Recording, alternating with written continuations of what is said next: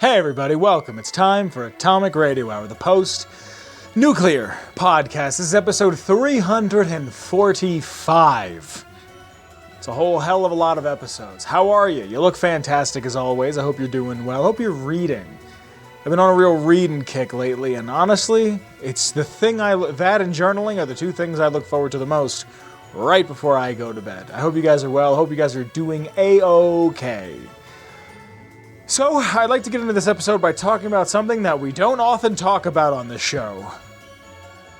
Video games. Alright, we talk about video games all the time, but I'm hit with a little bit of a quandary, a little bit of a dilemma, a little bit of a problem, a little bit of a pickle. There's a bunch of stuff that I actually want to play. This year, I have really, we're 4 months in, and the only things that I've really played is Arkham Knight, and I'm still playing the Hitman games because they're girthy.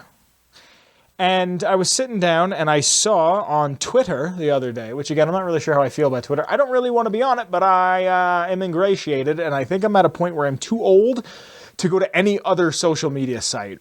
I kind of feel like wherever I am right now is kind of where I'm done. Unless like a nice big video website comes up, a video hosting site like a YouTube pops up, I doubt. And Twitch, I don't consider that because Twitch is Amazon owned and Twitch doesn't make money. Neither does YouTube, but I don't know. I feel like YouTube's a little too vital. Anyway, I'm not going anywhere, so I'm still on Twitter, kind of. And I saw on Twitter that there's a bunch of games out or coming out that I really would like to play. And I'm at this weird impasse where I don't know what to do because I haven't had to worry about games that I wanted to play since I was pretty much in high school. So here's my dilemma, and I'd like some feedback. However you feel about this, please leave a comment below because I honestly or genuinely want to know how you feel about this. Atomic Heart, which is a game that's been out for a while, and I don't watch trailers. I do my best not to. I might see something here or there, but I prefer if I like the idea, I like the elevator pitch of it, then I'll go from there and see how I feel about something. Atomic Heart, a Soviet atom punky dystopia type game, about $40. Really want to play. I can get it new right now for about $40. I could have it shipped, whatever. I also really want to play Atomfall, another game that's a post-apocalyptic dystopian inspired. It's the British one, and it's the 60s, and they're waiting for the government to respond, and the government never responds. It's, the government. It doesn't really work. And there's also South of Midnight, which I really want to try for various reasons. One, I feel like I've never seen the American South, the Deep South, portrayed in a positive light. I've never seen a Deep South black character, let alone a female character, and if you know me, you know I'm a slut for a female protag. I love women.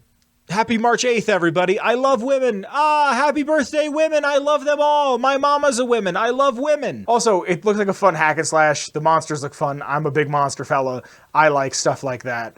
I just want to be able to enjoy that and for what it is.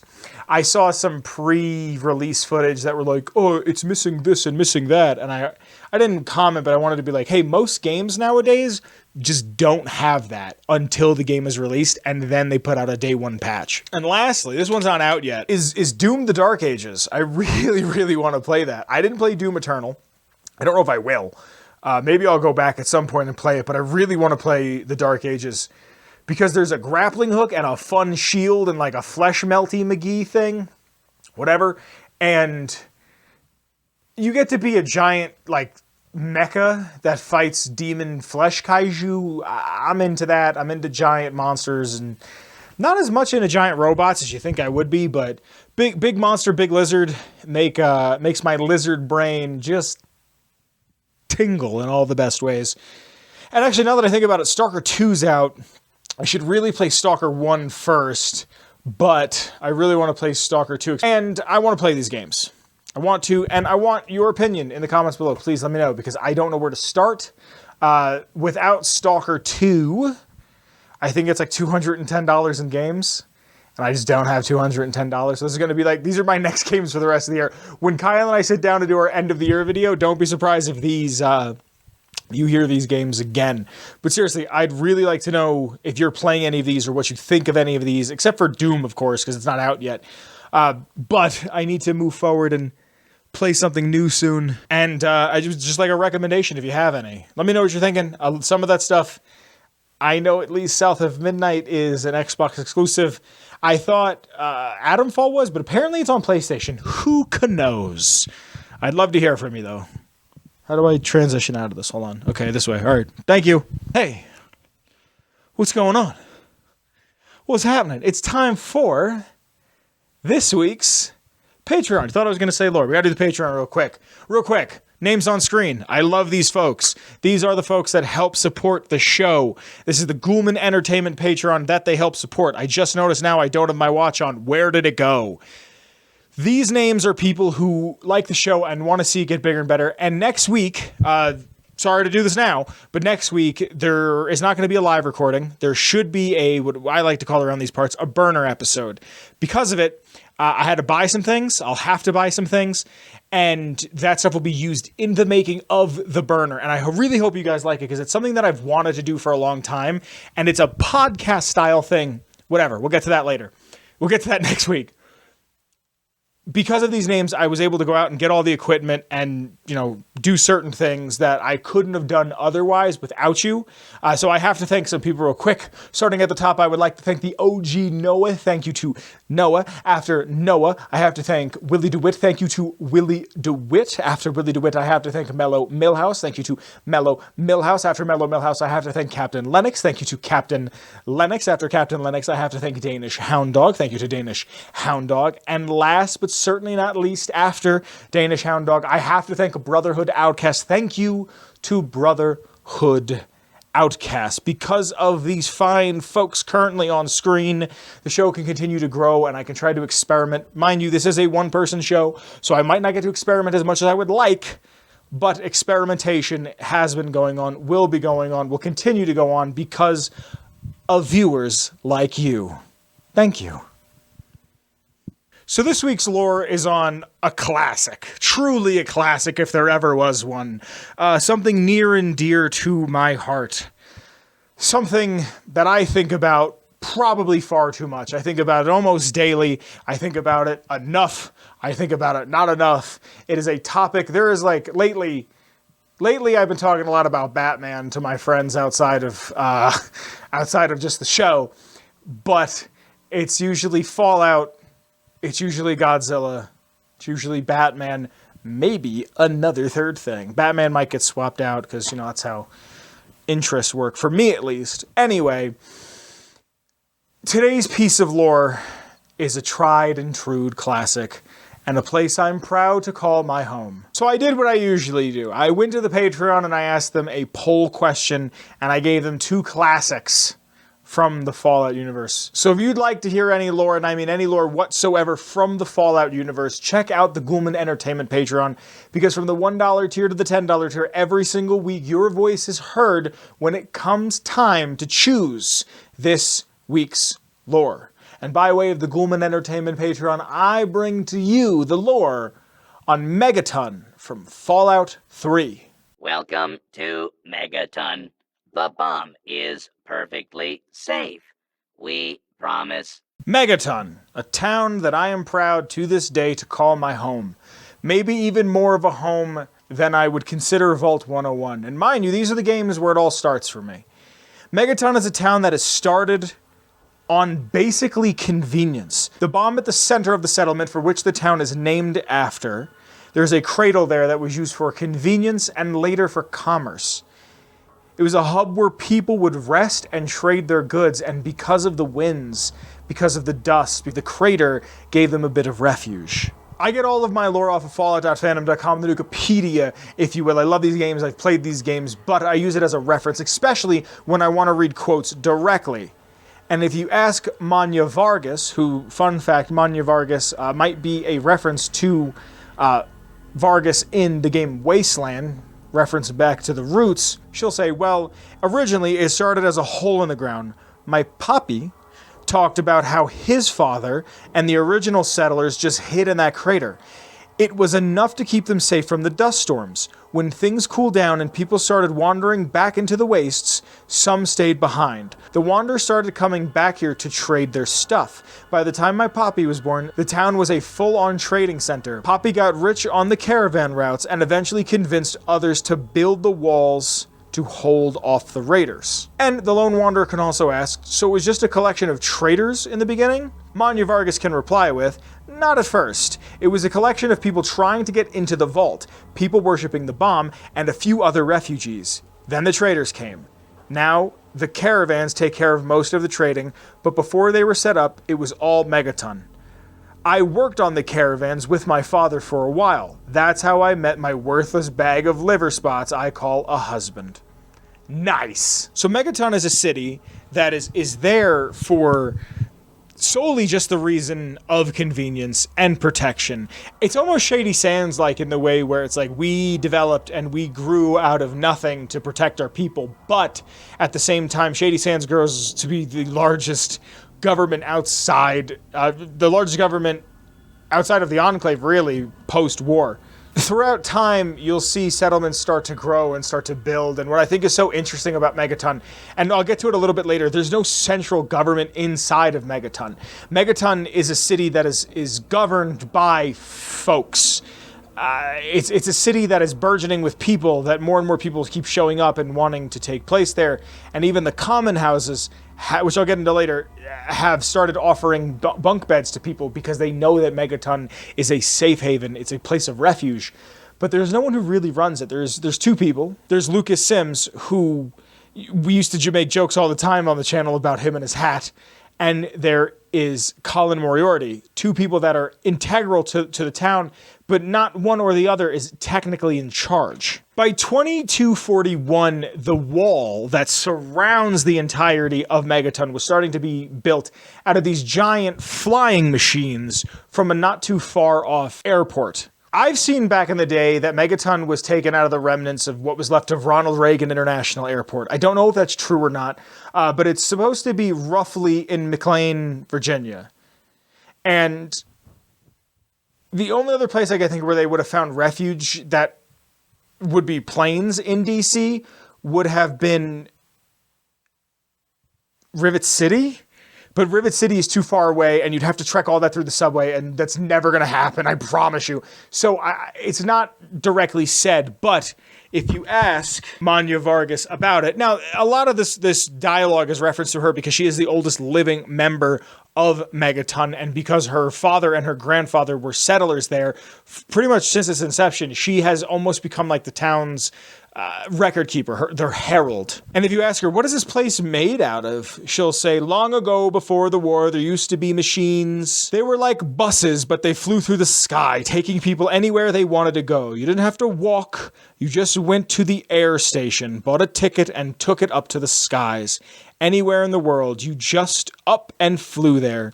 When the war happened, the machines started dropping from the sky. Everyone around here thinks that the bomb made the crater, but it didn't. The crater provided good cover for the dust storms. And like I've stated previously, and I'll continue to state, throughout all of this, them building a wall and building infrastructure and having trade routes and everything else, the bomb in the middle of town remained. No one moved it. And there was conversations about it, which I'll get to in a minute, but like, it's just there in the middle of the town. And because it was there, and because the Church of Adam was slowly developing, more and more people started to worship the bomb. The Lone Wanderer will ask Manya Vargas, so why didn't they move the bomb? And she'll reply, some of us wanted to, but the Church of Adam was always... Manya Vargas will say, some of us wanted to, but the Church of Adam was just getting its start then. We needed their help to build the walls and clear the wreckage. If we had tried to move the bomb, they would have refused to help. Besides, a lot of people just wanted to leave it alone. It doesn't seem to be hurting anything, and who knows what would happen if we messed with it. We do know. Depending on which way you take the main quest line when you get to Megaton, you can either activate it or you can deactivate it, and then they can worship it even more, or you can have a swanky penthouse in the middle of nowhere with a bunch of rich snobs as your neighbors. Now, while this is going on, all the rebuilding and the growing of the Church of Adam, some raiders attack what would become Megaton in 2241 and kill Colin Moriarty's father. And Colin Moriarty inherits his saloon, Moriarty's saloon, at the age of 14. Now, we're going to talk a little bit about Moriarty and Lucas Sims in a little bit, but one of the biggest things with them is, you know, you give a kid all that power and all that money at a young age, and it's going to go to his head. Moriarty's a scumbag. I can say that from the bottom of my heart.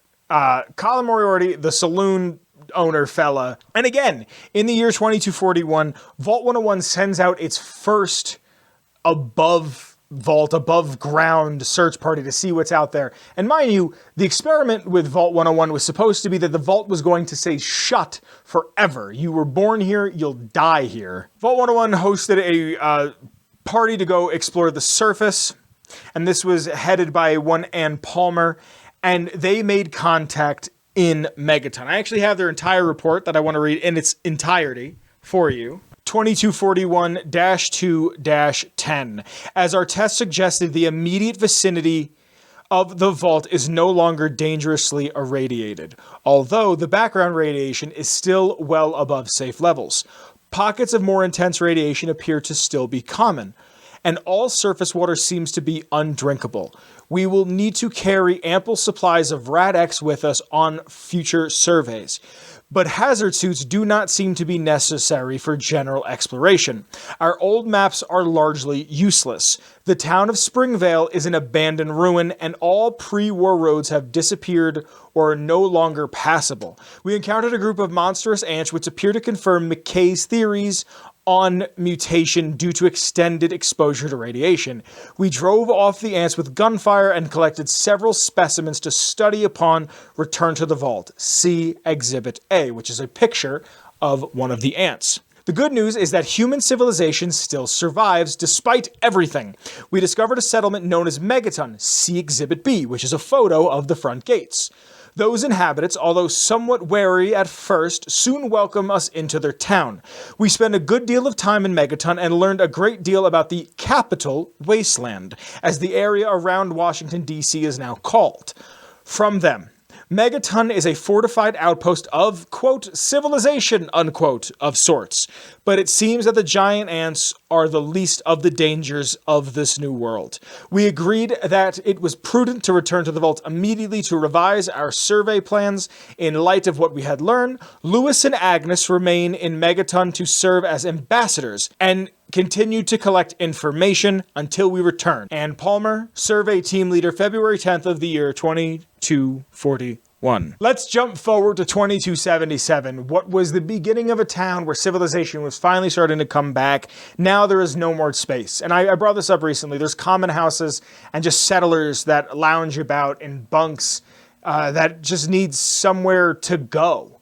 That just need to be safe, and they may pay a little bit of money here and there. It's never really specified. I think it's kind of wild that Megaton has people living in row homes, essentially, just these communal houses of multiple people, but they just had an empty house that was there that they could have at least, like, you know, turned into a duplex or something, and just, you know, that's the house you get. 100 caps in the house. But whatever, I get it. Plot device. It's become a safe haven of community, of commerce, of protection. You know, they have Deputy Weld outside who is protecting Megaton, but they also have Stockholm, who's a fellow who's in a bird's nest who with a sniper rifle who just takes out any of the invading raiders or the ants or what have you that will try to attack Megaton. There's a fellow who sits there and watches over the town. There's Lucas Sims and Jericho, who are the not quite mayor, not quite not mayor. And this is what I would like to talk about briefly, is you get Lucas Sims, who's not quite the mayor, but is the mayor, and you get Colin Moriarty, who isn't the mayor, but is the mayor. Lucas Sims will watch over the people because he genuinely cares about them, because he genuinely cares about people in general. because he wants people to be happy and to be free and to be healthy and to be able to live. And Colin Moriarty wants all of that because he can make $1 off of them.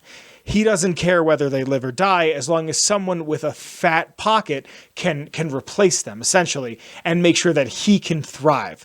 He's not someone who really cares about other people. He has Gob, the ghoul, who's the bartender of his saloon, and he charges him room and board. And he's a slave, Gob is, but he's not.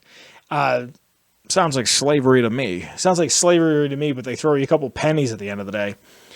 And if you ask me, it's Lucas Sims, because he's honorable. But what's wild about them is that, people will follow a guy with money, and that's why they like Colin Moriarty. And what's wild about Colin is even though his morals are so twisted and set in that way, he still has respect for Lucas Sims. Like, if you walk into the bar, if you walk into his saloon wearing Lucas Sims's outfit, he'll yell at you. He'll be like, how dare you think you have the right to wear that man's clothing? Like, there's a respect there. And I think Lucas Sims can see that Colin Moriarty is respected because he's a successful businessman. And I think Colin Moriarty can see that Lucas Sims is respected because he gives a damn. Also, he has a big gun, but that's besides the point. This is the year 2277, where the Lone Wanderer will leave the vault, find out that he's been there when he was a baby, find out that Colin knows his dad, finds out, all these other things about the world. But this is a world that is so... Megaton feels so realized in my mind. And every time I go back, I'm like, maybe they could have done this, maybe they could have done that. But it's hindsight. That's one of those, this game is 20 years old at this point. I look at Megaton as like a crowning jewel of the Fallout universe. It's up there for me. It really, truly is. Now, this I would like to read quickly. I want to read this directly, what I have quoted here, because this is something that I'm not quite sure is canon or isn't canon. From everything I understand, this is from the Survivor Guide, the Survival Guide, the Prima, the Strategy Guide. They're not canon, but they're not canon. I say all the time, I consider them to be somewhat canon because they're official pieces of media that correspond with the game. Lion's Brotherhood victory over the Enclave and recapture of Project Purity, Megaton prospered immensely. Following the death of Sheriff Lucas Sims, his son Hardin took the role. Moira Brown published and distributed her Wasteland Survival Guide across the expanse of the American wasteland by way of traveling caravans. By October 10th of 2297, Brown was working on a new book, a compilation of the best and most useful tales of the Lone Wanderer for the next generation. And like I said, it's not anything that's like, this is, and so the Lone Wanderer cheated death outside of Project Purity, like he once did some other time before. It's not that, but it's something that kind of just alludes to it. I know by 2299, it's believed, again, this is from the Prima Strategy Guide, by 2299, that the Lone Wanderer has left DC, has left the Capital Wasteland, is pursuing something else, has gotten older, has retired. He might be dead. But by 2299, there's no more possible stories. I wouldn't be surprised if we get an allusion to him in one of the episodes of the show coming up. But not to like season 3 or 4. Megaton doesn't have the biggest roster of people in any game or any Fallout game for that matter, but I would just like to read off. Now picture this. This is a game that came out on the PlayStation 3 and Xbox 360 in 2008. Andy Stahl, Billy Creel, Colin Moriarty, Confessor Cromwell, Deputy Weld, Doc Church, Gob, Hardin Sims, Jenny Stahl, Leo Stahl, Lucas Sims, Lucy West, Maggie, Manya Vargas, Mickey, Moira Brown, Mother Maya, Mr. Burke, Nathan Vargas, Nova, Deputy Steele, Stockholm, Wadsworth, and Walter. Some of the things you can get here, please, if you take nothing else away, get the bobblehead out of Lucas Sims' house, please. It's one of the few places where if you're wearing your vault suit when you get there, you actually get a special line of dialogue. Hello, how do you do, wearing a vault suit. Also, I don't know how I forgot to mention this. If you blow up Megaton, for whatever reason, on the map, it no longer says Megaton, it says Megaton Ruins, and then you can find ghoulified Moira Brown. There's an awesome first time getting to Megaton, the gates opening animation, that's just, it rips. Every time I restart a game, I make sure I sit there and watch it. Now, Mr. Burke, who I didn't really talk about much in this, because I want to talk about the history of Megaton and not what happens or happened to Megaton, but Mr. Burke is completely gone from the game in the Japanese release. So that release that I have on my shelf that is a Japanese Fallout 3 PS3 pressing doesn't have Mr. Burke in it whatsoever because of Hiroshima. And I totally get it. As someone who's been to Hiroshima, absolutely get it. They didn't need to put it in the game. That's Megaton. That is what I consider to be a place that is so close and near and dear to my heart. It's almost like a second home, man. True and real. I love Megaton. I've blown it up a couple times just to see what happens, but I really can normally not bring myself to do it. I love Megaton. And I love you. How cute. I hope you guys are having a good time. I hope you've enjoyed that, because that has been this week's lore. Hey, what's up? What's going on? Everybody, hi. Welcome to segment 3. It's going to be a quick segment 3. I'm going to tell you this right now. I want to start off by saying I was actually incorrect. The Switch games last week, the Switch games are not going to be $80. They're going to be $90. Physically, they're going to be $90.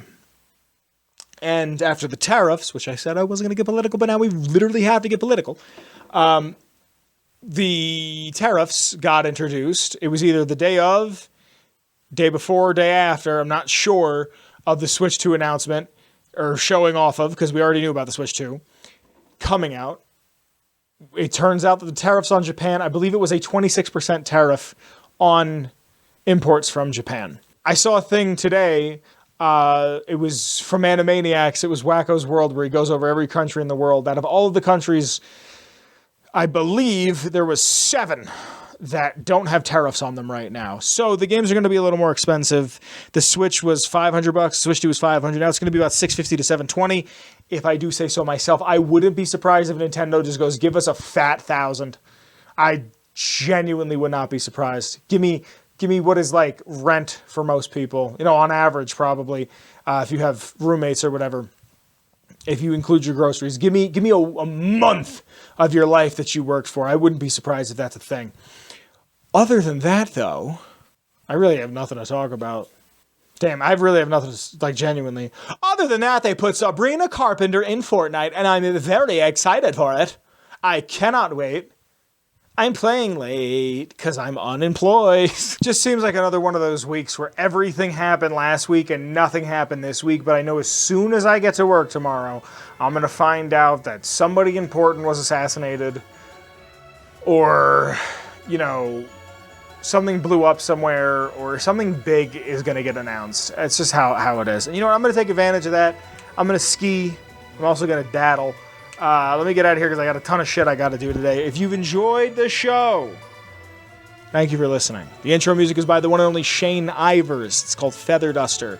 Check it out if you get a chance. There's a bunch of music on his website, silvermansounds.com/free music, where you can get all of his free stuff for free, which is free. And also you can find my free song that I use as the free intro. It's called Free Feather Duster. Also, check out the Patreon. Shout out to the Patreon. Thank you to Willy DuWitt, who's been here tonight for the live studio audience. It's a pleasure, as always, to see your face in chat, sir.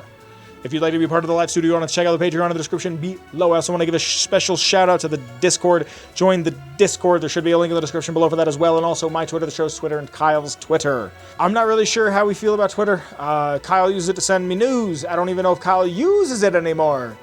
Chicken Jockey. I saw the Minecraft movie. I could have talked about that. It's not good. It's not good. It's exactly what you think it is. It's Jack Black playing the same character that Jack Black has been playing for 13 years. Overrated. There were some things in there I liked. I love you guys. Thank you for being here. I'll see you next week with something a little different. Not an episode like I think I've ever done before, if everything works out properly. Really hope I'm not overhyping it for something that doesn't happen. I love you, and I'll be seeing you shortly. I'll be seeing you soon. Be safe, everybody. Tip your waitress. Love you. Atomic Radio Hour Podcast. A Ghoulman Entertainment production.